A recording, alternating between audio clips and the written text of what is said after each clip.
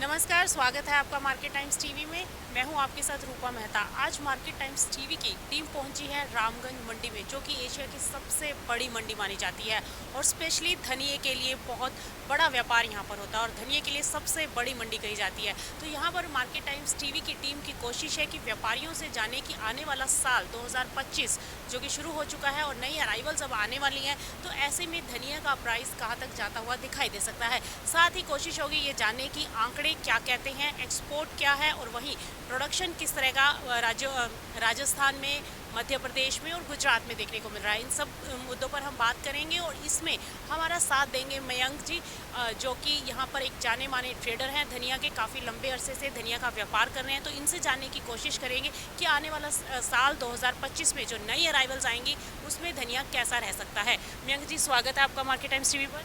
Thank you madam. Mayank ji, पहला सवाल कि साल 2025 की शुरुआत हो चुकी है, अब नई अराइवल्स आने वाली हैं, ऑलरेडी अभी शुरू भी हो चुका है मंडियों में कुछ कुछ माल। तो ऐसे में आपको क्या लगता है कि धनिया का भाव जो है, नई अराइवल्स जो आएंगी, प्रेशर कैसा देखने को मिलेगा और भाव कहाँ तक जा सकता मैम, प्रेशर इस बार 10-15 दिन क्रॉप लेट होने की वजह से 1 मार्च से लेके और 15 अप्रैल के बीच में अच्छा प्रेशर से माल आएगा।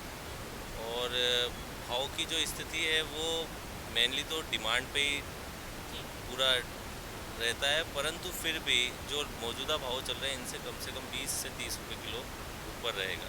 भाव ऊपर रहेगा। अभी जो 10 से 15 दिन का जो प्रेशर आप कह रहे हैं कि मंडियों में जैसे ही अराइवल्स आएंगी तो प्रेशर ज़रूर देखने को मिलेगा, जी। तो कहीं ना कहीं भाव जो है उस टाइम पर नीचे जाते हुए दिखाई देंगे। तो कितने एक रुपए की लग रहा है कि थोड़ा सा बाजार जो है नीचे जा सकता है? नहीं, नीचे जाने का तो मुझे नहीं लगता, क्योंकि जो इस पीरियड में क्वालिटी आती है वो सबसे अच्छी होती है। और जो हमारे यहाँ के हमेशा के बायर लोग हैं और बाहर वाले भी जो हैं वो इस वक्त को सबसे अच्छा प्रीफर करते हैं। और हम लोग भी ये चाहते हैं एज ए मंडी ट्रेडर होने की अपेक्षा कि किसानों को अच्छे से अच्छा मूल्य मिले। तो हम लोग भी अपने ग्राहकों को यही बोलते हैं कि आप इसी टाइम पे परचेज़ करें, क्योंकि देश का किसान बढ़ेगा तो ही देश बढ़ेगा। बिल्कुल, बहुत सही बात आपने कही।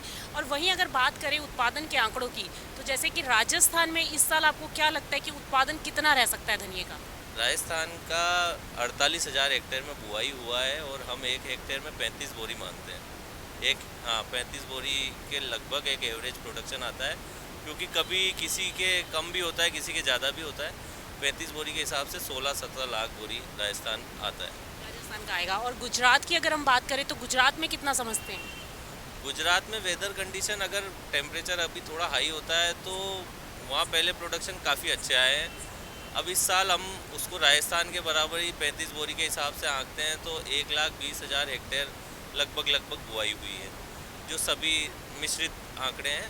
तो उस हिसाब से 42 लाख बोरी वहाँ का बनता है। 40 लाख, 42 लाख, 43 लाख। मध्य प्रदेश की बात करें? मध्य प्रदेश में देखिए आंकड़े पूरे सही नहीं है, पर फिर भी हम लोगों के द्वारा जो हम लोगों के जो आपका आंकलन है। आकलन है या हम लोगों के जो संपर्क के व्यापारी है उनसे बात करते हैं, तो वो 1 लाख हेक्टेयर, 1,10,000 हेक्टेयर के हिसाब से वो भी 40 लाख ठेला वहाँ का बनता है। यानी 1 करोड़ बोरी से लेके 5 लाख ऊपर जो है वो मान लें कि इतना उत्पादन जो है वो रह सकता है तीनों स्टेट्स का। तीनों स्टेट का 95 से 1,5, क्योंकि अगर टेम्परेचर बहुत हाई होता है तो घटेगा उत्पादन। और 95 से 1,5 के बीच में आप 1 करोड़ बोरी नया प्रोडक्शन मान के चलें। यानी इस बार वेदर ने साथ दिया था। वेदर अच्छा है, पर अभी जो रोज़ अखबार भी लिख रहा है टेम्परेचर बढ़ता जा रहा है, फरवरी महीने का बढ़ता जा रहा है। क्रॉप 10-15 दिन लेट होने की वजह से सारा जो कल्टीवेशन होना था वो सब 1 मार्च से लेके 31 मार्च के बीच में हो रहा है। इस बार राजस्थान में बहुत ज़्यादा ठंड भी नहीं देखने को मिली है। मौसम जो है, टेम्परेचर ठीक रहा है कि सर्दी के समय भी हमने देखा कि राजस्थान में टेम्परेचर कोई बहुत ज़्यादा गिरा नहीं था। हाँ, गर्मी जल्दी आ गई। हाँ, गर्मी जल्दी आ हाँ, मतलब जितनी ठंड यहाँ रहती वो तो एक बार रही, पर फरवरी में ही टेम्परेचर ऐसा हो गया जो मार्च में होता। गई। ऐसे में आपको क्या लगता है कि आने वाले समय में, अभी डिमांड की अगर हम बात करें, खपत की बात करें, जैसे आपने कहा कि 1 करोड़ बोरी से लेकर 5 लाख ऊपर जो है वो रह सकता है उत्पादन, अगर वहीं खपत की बात करें तो यहाँ हमारे भारत में सालाना खपत कितनी है? सालाना खपत मैम बहुत चीज़ तो रेट पे डिसाइड होती है, और एवरेज यहाँ की खपत 1 करोड़ 30 लाख से 1 करोड़ 40 लाख के बीच में है। और एक्सपोर्ट स्टॉक कितना है? कैरी ओवर स्टॉक हमारे हिसाब से, मेरा व्यक्तिगत राय है, 45 लाख बोरी अभी है।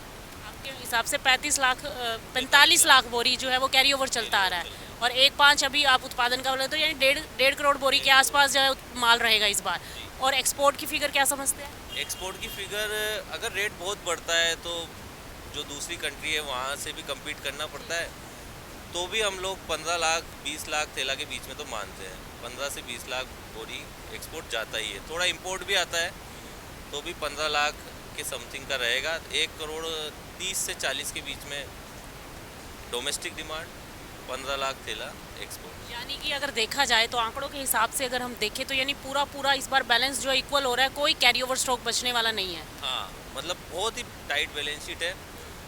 अगर थोड़ा सा भी इफ एंड बट होता है तो स्थिति और ज़्यादा बैलेंस शीट जो है वो टाइट हो सकती बहुत है। टाइट हो सकती है। यानी अगर ऐसा थोड़ा सा भी अगर वेदर में चेंजेस आते हैं, जो कि अभी जो मौसम के हिसाब से भी हम देखें, जो भी मौसम का पूर्वानुमान है उसके हिसाब से लग रहा है कि थोड़ा वेदर जो है अपना स्थिति जो है वो चेंज होता करता हुआ दिखाई देगा, गर्म होगा, तो कहीं ना कहीं धनिया की क्रॉप के ऊपर इसका असर आता हुआ दिखाई दे सकता है। तो ऐसे में प्राइजेस को कहाँ देखते हैं?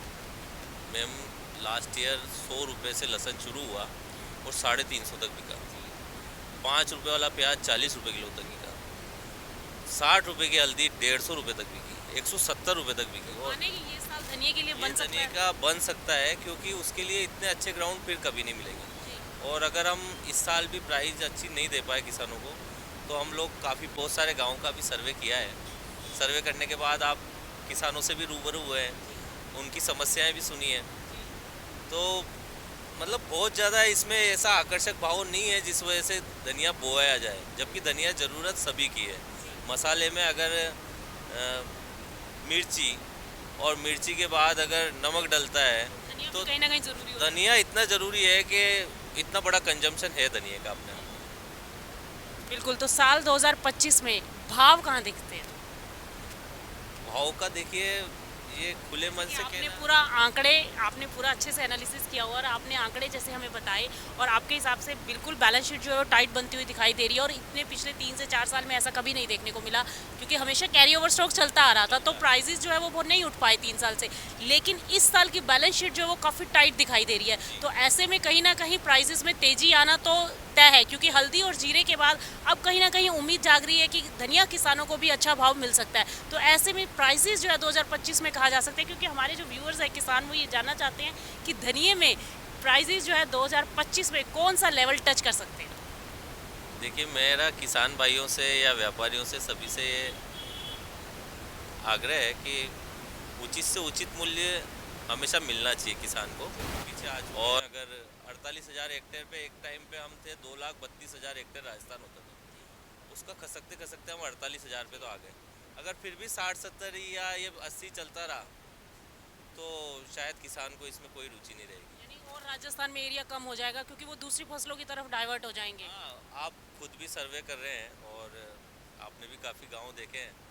और उचित मूल्य ये होता है कि आप सारे मसालों में सबसे नीचे ये चल रहा है, आखिर कब तक चलेगा? अगर यही चलता रहा तो पैदा भी नहीं हो पाएगा, और धनिया की खुशबू ज़रूरी है। तो थोड़ा सा प्राइस को मैं यहाँ से कम 40 रुपये 50 रुपये किलो की तेज़ी मानता हूँ इस पूरे साल। 10,000 को क्रॉस कर जाएगा। 10,000 को क्रॉस करेगा, जो 7,000 चल रहा है, और एक्स्ट्रा भी हो सकता है। फिर ये सब मेरी व्यक्तिगत राय है।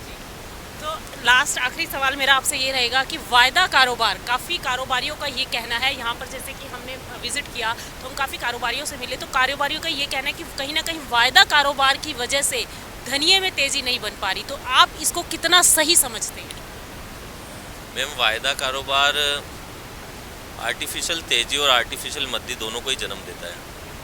और इसको जब बनाया गया था, मैं NCDX की एडवाइज़री कमेटी में भी हूँ।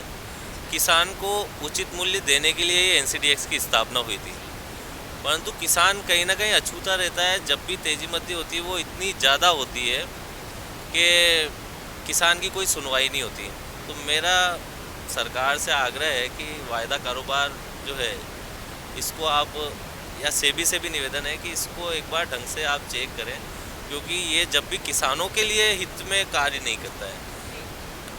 मतलब मेरा कहना शायद बुरा भी लग जाएगा NCDX के पैरामीटर पे, पर पिछले 2 सालों से धनिया का प्राइस 60, 70, 80 रुपये NCDX में दिखता रहा, तो किसान उस धनिये को बोने के लिए आकर्षित नहीं रहा, और आज एकदम से अपन 200 रुपये या 150 रुपये NCDX पे दिखाएंगे तो ये मतलब थोड़ा सा आर्टिफिशियल जैसा ही लगेगा।